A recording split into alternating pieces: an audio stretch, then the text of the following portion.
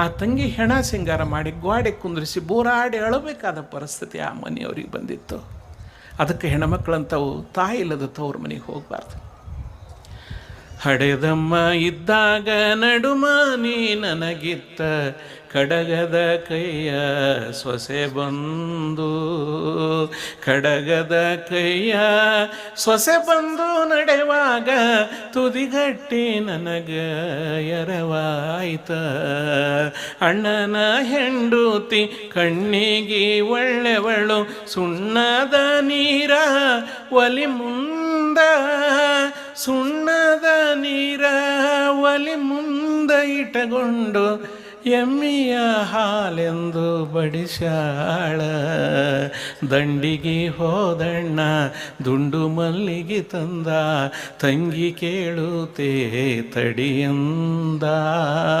ತಂಗಿ